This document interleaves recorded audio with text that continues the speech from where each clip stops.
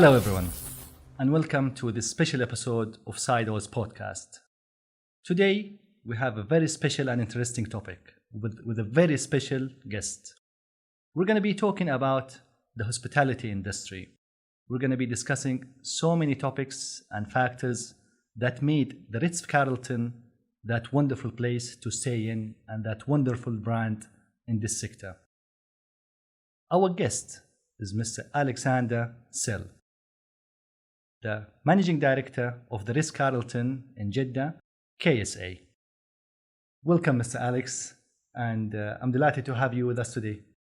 Thank you very much that I'm allowed to speak to you today, and thank you for your interest in our company. Fantastic. It's an honor, and today's talk, we're going to divide it into three sections or three parts. The first part, we're going to be discussing the hospitality industry in general and the service values the Ritz Carlton stands for and the secrets behind that success of this international brand. In the second part, we're going to be discussing the relationship between the Ritz Carlton and your employees. And in the final part of the interview, we're going to be discussing and focusing on the relationship between the Ritz Carlton and its customer. Are we ready? I guess so. Let's start. Fantastic. All right. Let me start this beautiful interview with asking you, what made you work for the Ritz Carlton? In other words, what's making working in the Ritz Carlton different than working in any other hotel or elite or luxurious hotel in the world? Well, how I came to Ritz Carlton is actually a very interesting thing because I was fortunate enough to go to Cornell University in the US, and everything that they were teaching that time was about Ritz Carlton. I was just young. I never heard about Ritz Carlton before in my life, but all the things that were taught to us sounded so interesting, and I picked it up from there. Yeah. So when I returned after the study back to Germany, I applied for a job in Ritz Carlton, and since then I'm with Ritz Carlton, and whatever I learned in university, it's actually what we are doing on a daily basis. Fantastic. So it's a special place to work in? Absolutely special place to work in. The reason why I believe, are different from other hotel companies is our strong philosophy and the culture we are living every day. Yes. I know many companies talk about we are the best, we are the greatest, we are the fastest, but we take care that every day, every single employee is talking about our culture. Always different things, but they are guiding us and helping us on a daily basis to go through situations and taking care of our customers. Fantastic. We hear normally about 5-star hotels, 6-star hotel, and 7-star hotels. Could you tell us the difference between those stars and who give those stars to the hotels? I do not want to disappoint you, but right. Up to my knowledge, officially there are only 5-star hotels, and these are obviously the best hotels in the world. There are differences from country to country, but I'm not aware of any official rating for 6 and 7 stars hotel. I know that some hotels claim to be 6 and 7 stars, but there is no fundament and there is no real tool to make them 6 and 7 stars hotels. Wow, that's new information. So it's up to the hotel itself to give themselves the stars and claim. If they want to be strong in advertisement, yes, this is what they're doing. Wow, fantastic. And honestly, I experienced staying in the Ritz Carlton, and it was a wonderful experience. And let's say there is the tangible and the intangible things that we see in any hotel around the world. The furniture and the employees, the services, the programs, all of those stuff. But I feel that the secret behind the success of the Ritz Carlton, it's in the intangible things, the thing that the culture which is embedded in the Ritz Carlton. And I guess this culture was founded with the founding fathers of this great brand and this great hotel. Could you tell us about the service values that the Ritz Carlton stands for? First of all, you are absolutely right. Ritz-Carlton is following one principle, and this is people travel to people. So you can have different Ritz-Carltons, different setups, different facilities, and they are all very beautiful. But if you get served by a person who does not like the job, who does not want to take care of you, the most beautiful place will turn ugly. But vice versa, also, if you have maybe an handicapped product, but you are surrounded by wonderful people who make you feel like family and they really want to take care of you, you will return back to this place and you will spend money there. So the summary of all our culture is actually in the Credo card, and all our service values are combined in this card. Fantastic. The Credo card. Which is right here. It looks very small, but whatever we do, with whomever we do it, and the way we conduct the business, everything is in this small card. And as I said, this is what we repeat with every single employee on a daily basis. That's why we are living the culture. Wow, that's fantastic. To be honest, I was amazed to contemplate and to have this small card in which you can put everything that you stand for, the cultures. There are different parts of the card. There are 12 service values, and there are 3 steps of services. Each employee, as you said, has got this card in his pocket, and every day, if there is a meeting, and correct me if I'm wrong, employees has got a meeting every morning, and you go through those service values, and you let one of each a member of the team talk about this value. So what's the point of repeating the value every day? First of all, if we would repeat this service value every day, I agree it would be boring. Yes. That's why we have many different parts, and actually it only comes back after 21 days. Okay. Because this is when we touched upon every single point on the Credo card. Okay. Why we are letting every employee doing this is because you can connect the service value with your private life very, very easy. And each of us has family, we have friends, we have people we go to. And the service value can be connected to outside the job.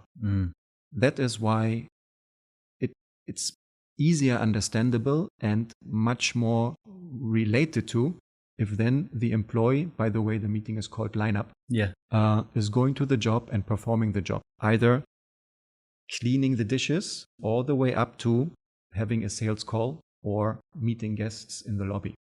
Everybody has the same outcome, and everybody learns something new because a different person has shared their experience even outside the job. Wow, fantastic. This card is available. Everyone can have this card and can see it. Correct. But it's not easy to copy it and to understand this value and to practice it every day. There is loads of things in the business books, in the hospitality industry and that literature, but believing in those values and practicing it every day, that I believe what differentiates the Ritz-Carlton from any other hotel in the world. Do you mind if we go through those 12 values quickly, just to let everyone know how wonderful are those? Because to be honest, each point of these values is a chapter in the business school, can be taught, and it's so deep. It's touching on operational, social, humanitarian, different levels of things that you can see it in this card. Yes, correct. Would you like to go through it one by one and have a quick discussion about it? We can do this, but I don't think you have so much time. We have all the time for you. But we can go through, and I think you read the card very well, because it's actually divided like a pyramid. The pinnacle for us is to create guests for life. So this is the peak. If everything underneath is working out, we will create guests who are coming back again and again and returning, spending money and being with us and enjoying their time with us. Other service values, as you rightly said, talking about how do we treat our assets, how do we treat each other, how do we take care of the security and of cleanliness, for example. So everything is built up in a pyramid, but the most important part is our guest. And how do we make them coming back and enjoying time with us? Fantastic. I will go through it very fast and Sure. and I will read it because it's so inspiring. And to be honest, it's really nice so everyone can hear it and to realize how deep is that. The first value. And it's so simple, right? It's so simple. 2 or 3 lines maximum each value, but it's so deep. It's so touching and so inspiring. Let me go through it very quickly and mention it. The first service value.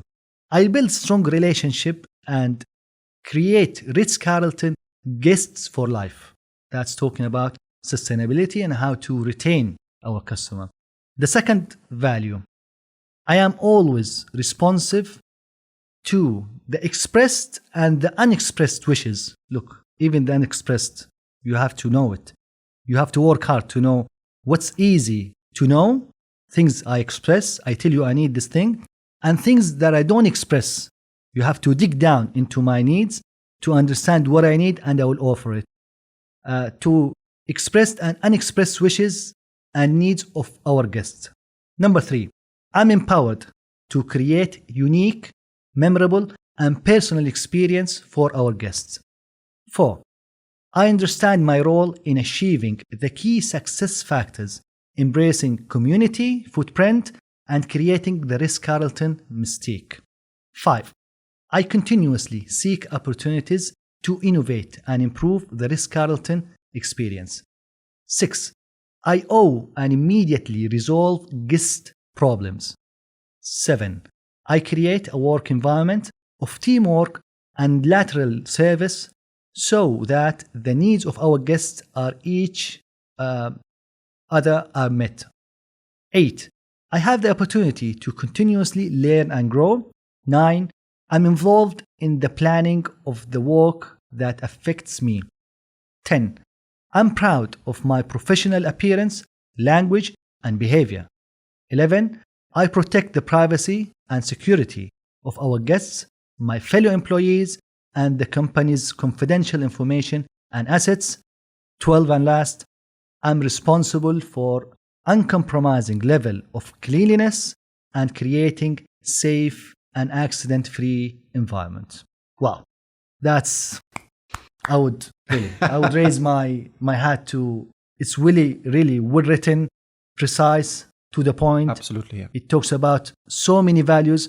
People in the hotel industry, that's the 12 values. If you can do it, I guess it's not easy to mimic. It's a part of the culture. How can you make those values part of the daily operation of the behavior of your employees? Could you just elaborate more on? Sure. Yeah.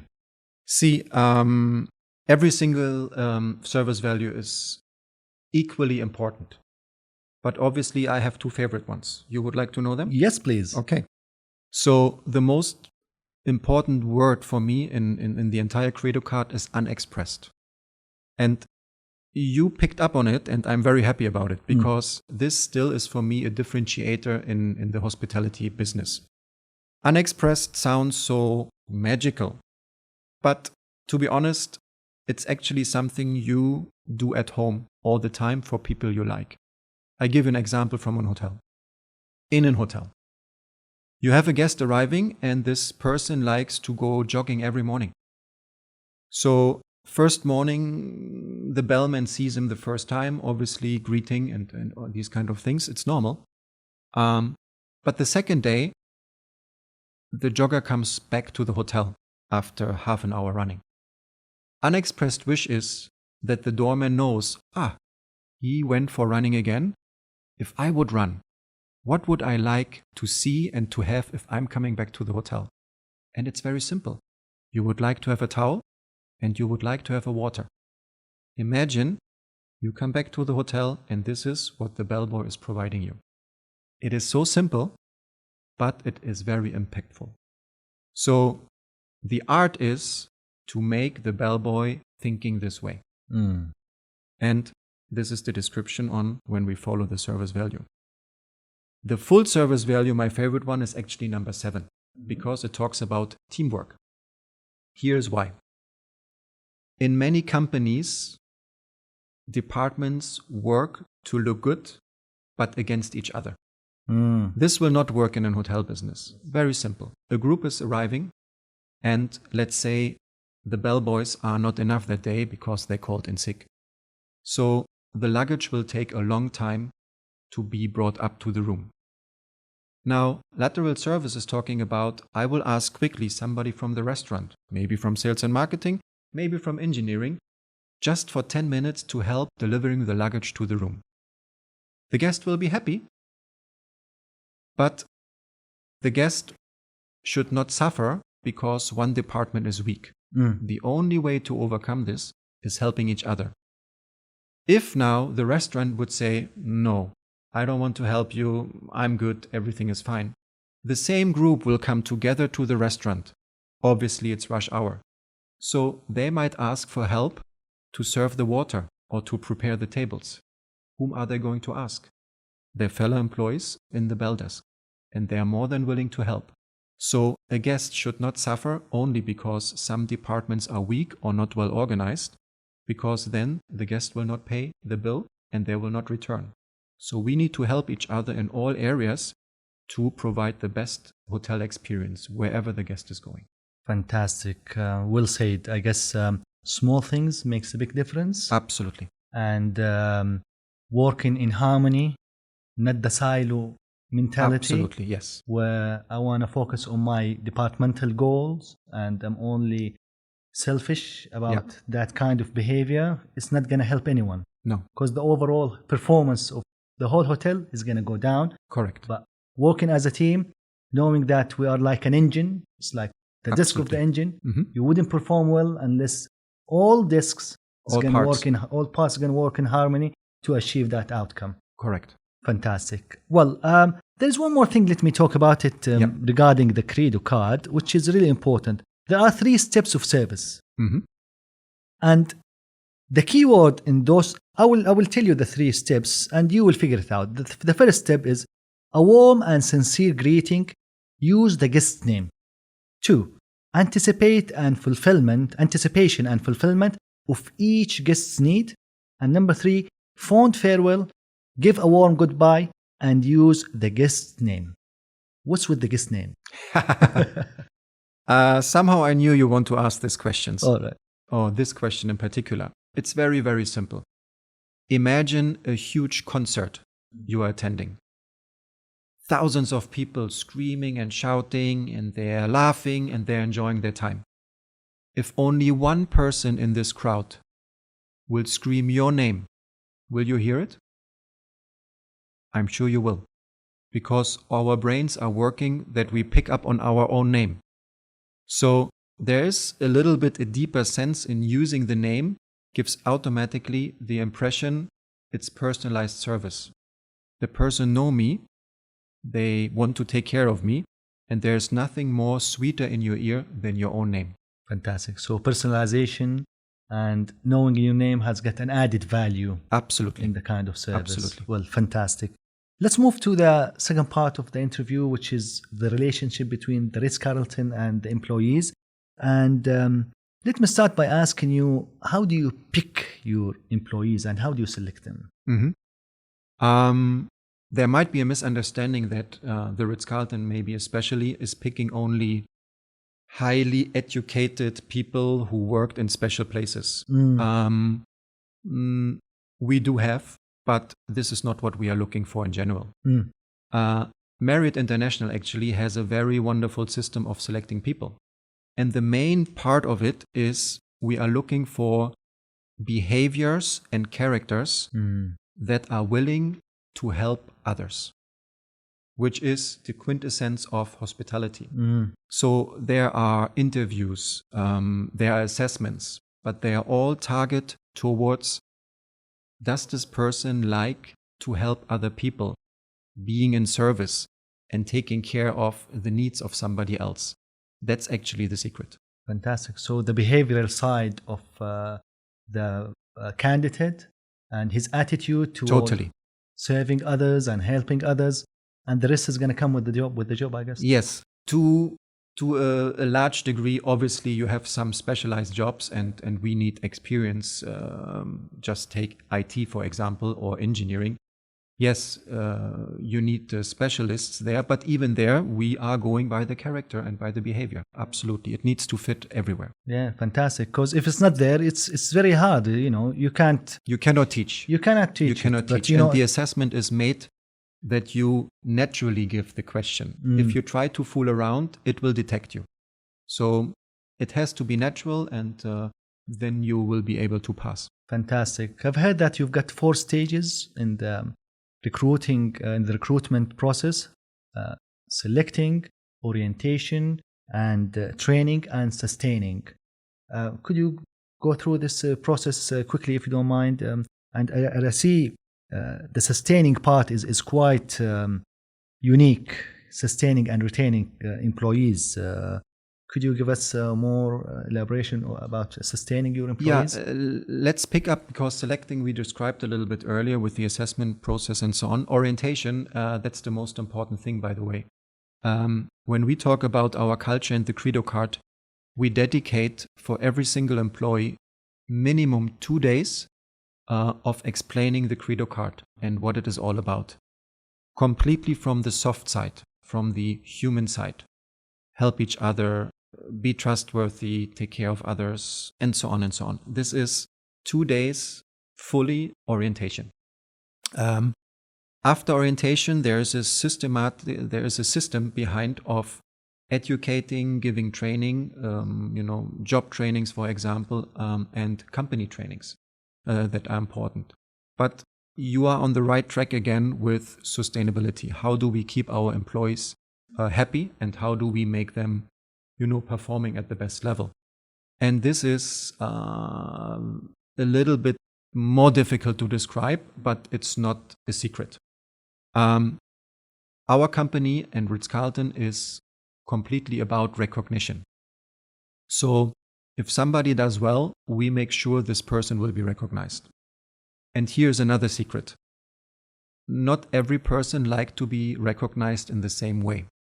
So reading characters like this person does not want to be in the spotlight. So we find ways of recognizing not in the spotlight. Or vice versa. Somebody likes to be recognized in a large group. We will take care of it. Why do we do this? Because this is boosting every single employee or every single lady and gentleman working for us in the best possible way. Also, we make sure that we are celebrating success together. Just last week, we achieved one very important goal in our guest satisfaction, and we made a huge, beautiful lunch in our banquet area, which only is dedicated for our guests. But we made it available for all our employees, and we had a wonderful, entertaining lunch together. So the secret is recognition and celebration. Wow. That's what we read in the business books.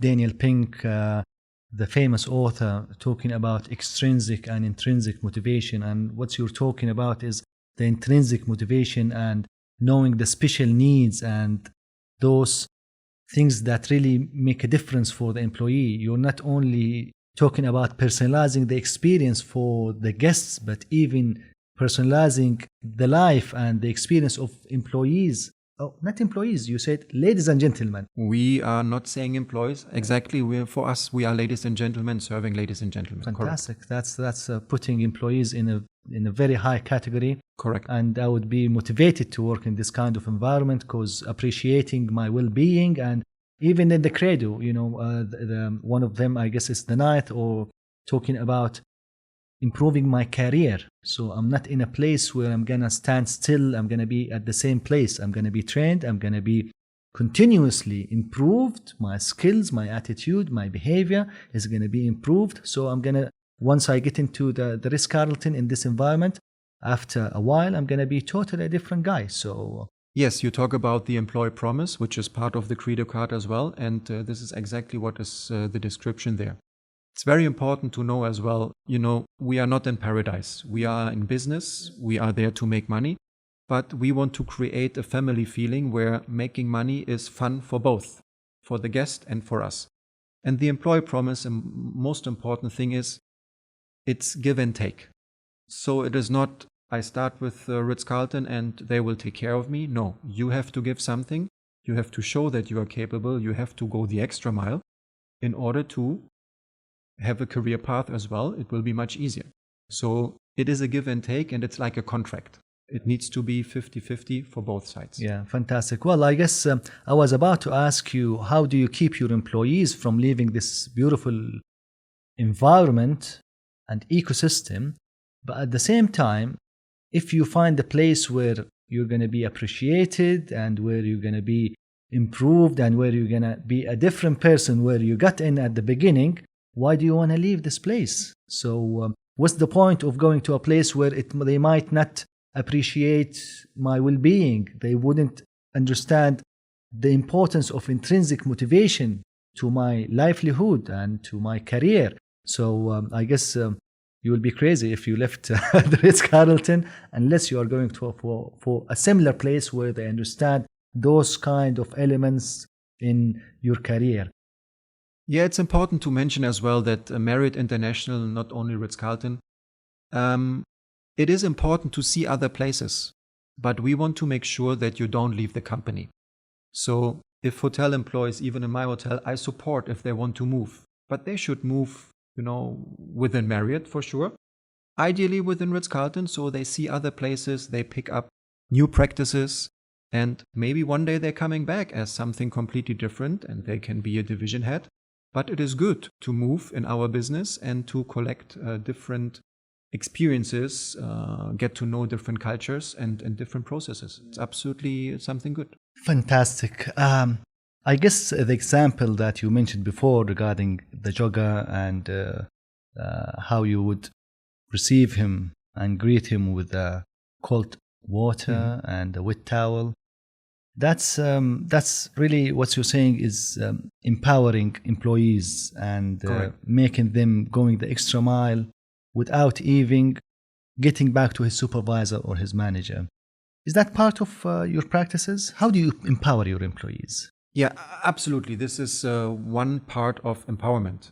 There is a misperception of empowerment in general. First of all, I will tell you something unusual, but empowerment in Ritz-Carlton means that every employee has $2,000 to make an experience right. Wow, he can do whatever he'd like to with the $2,000 for the guests. Absolutely, yes, this is correct. But this $2,000 is not only if something goes wrong, it is also to make a stay special and to make the guest coming back. So $2,000, I know it sounds a little bit crazy for some people, but I am now 18 years with Ritz-Carlton and I have never seen $2,000 to be used. We never saw it. Because within the means and within his rights, he's well served and you can get his wishes and his needs satisfied, I guess. Yeah, and many things, they don't reach this amount ever. Okay. See, when I talk about empowerment, hotels usually something goes wrong, they send an amenity up to the room.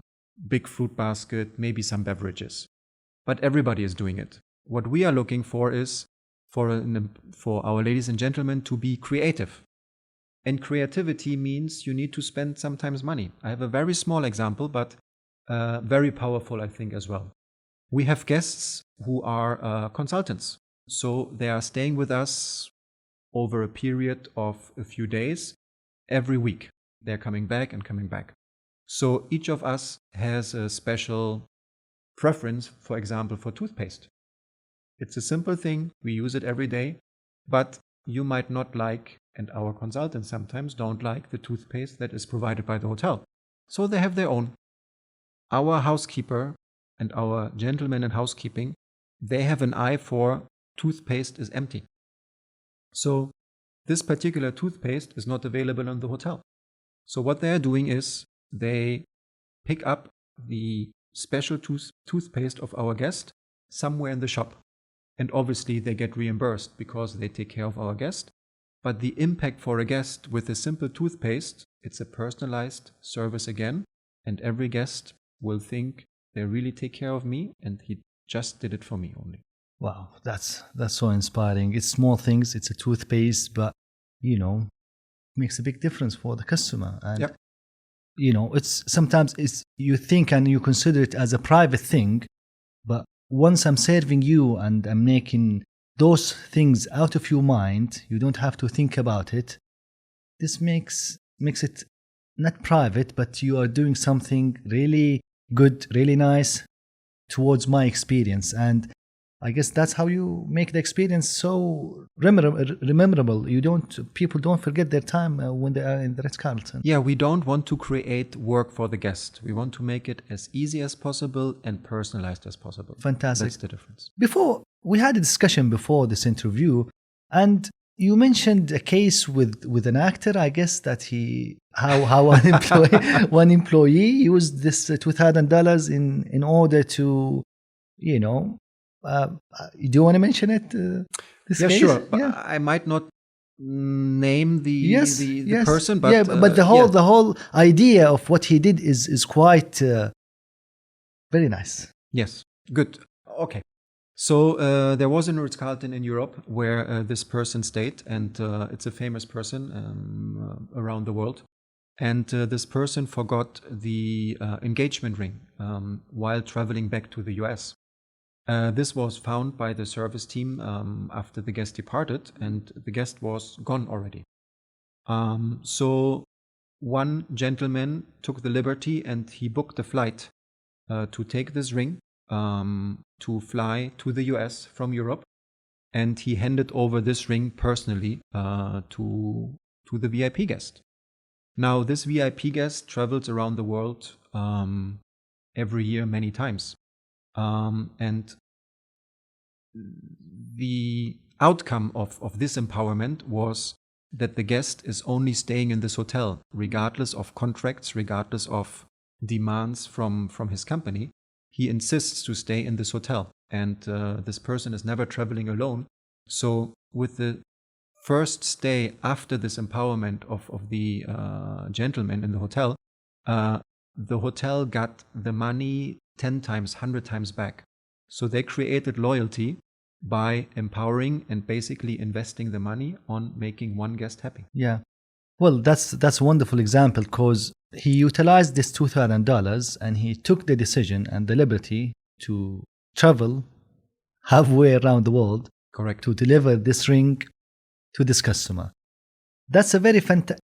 If you think about it, even financially, this $2,000 is not a waste of money. Correct. That's an investment. Correct. You invested $2,000, but you get a very important person who travels the world with so many people.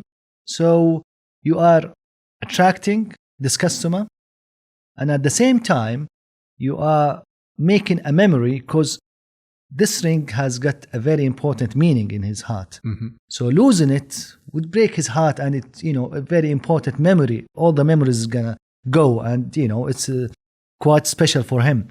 So you are attracting this customer, you are retaining this customer.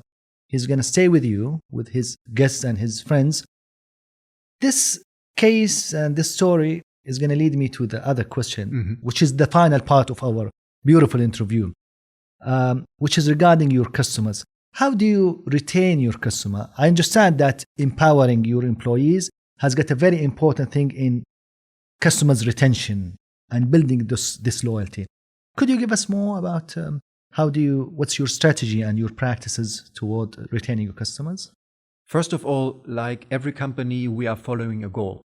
And there is a measurement for every hotel in the world that measures customer engagement and customer satisfaction. So we are, in this case, not different than anybody else. However, there's a small difference, because our measurement is based on emotional connection. So yes, it is important to measure the cleanliness and the safety, and we take care of this.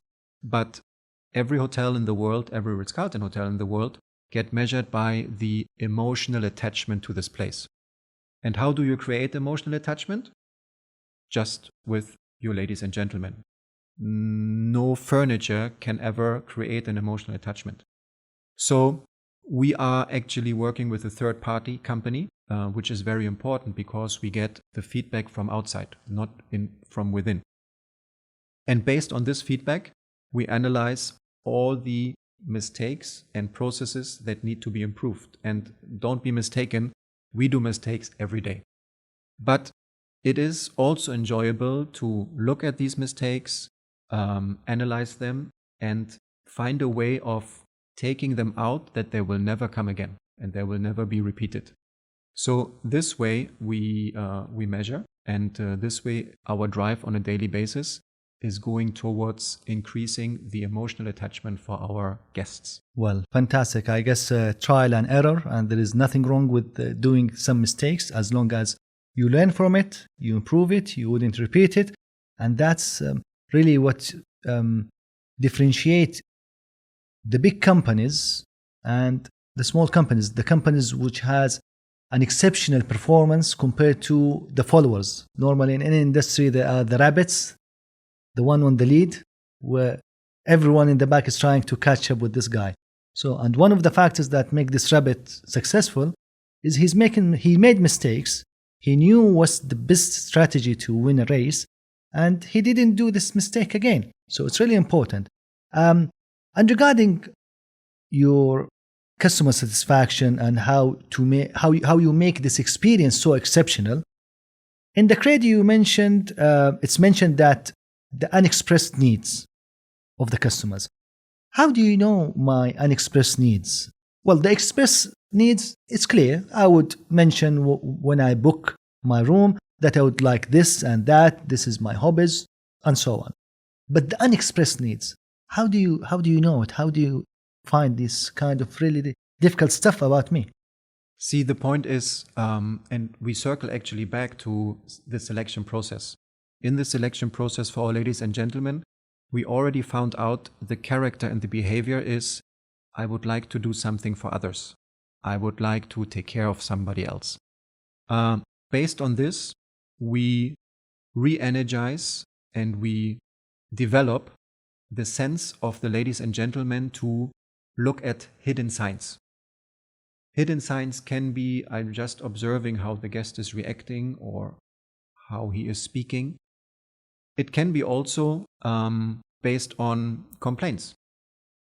If a guest is not happy with the service or with the product, the ladies and gentlemen need to listen exactly what the guest is telling us, because the guest is always giving a private information. And based on this, we are creating the compensation or the empowerment. And that's actually the secret. So to keep our ladies and gentlemen involved just by picking up hidden hints. And based on this, for example, if a guest likes the apple, we will not send something to the room which is orange. So we want the creativity of our ladies and gentlemen, maybe an apple pie, something with an apple, because in our system, we know the preference of the guest, either by observing or by listening exactly what the guest is telling us. Yeah. Because I guess one of the easiest way is the day, the birthday, date of birth. While he registers, he would put his date of birth. If it's, by chance, his birthday is taking place while he's staying, I guess that's an easy one. But do you go the extra mile where you could go dig deep? Everyone right now is on social media. Mm-hmm. Would you go into the social media and try to find what his preferences, what if there is any special occasions that he's going through right now? Or do you know some? I know what you're looking for, and I don't want to disappoint you, but I can give you some hints. All right. We have actually a dedicated department, which is guest relation, and one of their duties is to check out every single guest who is going to arrive. And there's a certain extent of research. Obviously, online is one very important tool. If they go to social media now, I cannot really tell you. Yeah. Because I don't know. Yes. But obviously, social media is a big part, and we are using this. We are using it as well. Yes. Fantastic. And you're trying to create those wow moments, I guess, for the guests. Yeah, I have a different tool that we are using often. For example, we have over 25 nationalities working in this hotel, and obviously our guests are from different nationalities too. So there's nothing more easy than, for example, having an Indian guest who is away from home because he is working here in Saudi Arabia or in Jeddah. But we have an Indian chef. So we create something small from their home, like in food or something else. So we are pairing social backgrounds or nationalities, and it's very easy actually to surprise a guest and create something memorable and unexpressed. Yeah. Well, that's very nice. Wow moments, I guess you're trying to create it. Do you have an example for us for a wow moment that you experienced during this 18 years in I the Ritz? have a wonderful example for you here from the Ritz-Carlton in Jeddah, and that happened actually, I believe, last year. One of our ladies and gentlemen in the front office, they picked up a conversation of a guest. It was a lady with her son staying in the hotel, and she mentioned that the son, who was below 10 years old, is playing chess, which in itself is a little bit unusual, but the team decided to create something nice for these guests. So they made a chess game out of chocolate, dark and white chocolate, and they presented it in our club lounge, and they invited the mother and the son to the club lounge for a quick game of chess with one of our employees. You can imagine the outcome. Totally surprised. They enjoyed the time together.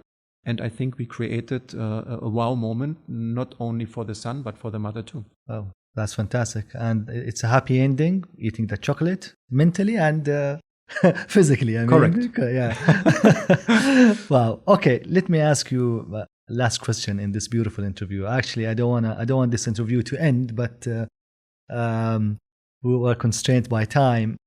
What's your way, the Ritz-Carlton way, in continuous improvement? How do you keep improving your experience, your operation, your marketing, and all these kind of operations that you have in the hotel? That's actually an extensive question. Okay, but, that's why I left it to the last, so we can have all the time. Let me try to go into this to my best ability. The first thing is, our culture is that we stay open-minded. If another hotel or another chain even has a great idea, I am not hesitant to take this idea and put our spin on it. So copying for me in the first place is something that we consider, because there are brilliant people out there, and sometimes they are not working for us. So we need to take advantage out of it. However, we always try to modify it to the Ritz-Carlton way, which seemed to be a little bit unique later on. The second part is by employing new ladies and gentlemen, even if they are not from the industry, but they see things and processes in a different way. And we foster a culture where we always keep this mind open as well. So if a server starts his new job in one of our restaurants, we encourage, and we have actually a system for it, to ask for feedback. And you will be surprised all the different things that they were in front of us, but we didn't see them because we are working there on a daily basis. But a new pair of eyes, they pick up on it, and then we are willing to change it right away. Just to be more efficient, to, yes, make more money, but make our guests happy, and that's the most important thing. So we have departments, they're taking care of it. We have committees when we have something in mind and we need to develop it. So we take ladies and gentlemen from different departments, they're all putting their thoughts together, and we creating something new. So this way of developing, creating something new and moving always forward ahead, it's one of our pillars, because we never say we are the best, that's it, let's enjoy and we stop here. No, it always needs to go further and further, because we don't want to be the rabbits in the example you said. We like to be the one, that get chased. Yeah. Fantastic. I guess being open-minded and involving everyone in the team to come up with his ideas, new things, even sometimes the silly stuff that you think that it's silly, but ideas are flowing all of the time. So good ideas is going to come up. And in the long run, the experience is going to be different every time. And you're going to keep challenging yourself at the end of the day. Correct. Well, Mr. Alexander, I guess it was a wonderful time. It's a pleasure. It's an honor having you on Saidoz podcast. And thank you for being with us today. The pleasure is mine. Thank you so much for giving me the chance to speak with you. And I hope to see you soon again. Very soon. Thank you so much. Thank you. Ladies and gentlemen, that's the end of this episode. We'll see you, inshallah, next time on another episode and another topic with a special guest on Saidoz podcast. Thank you so much and see you.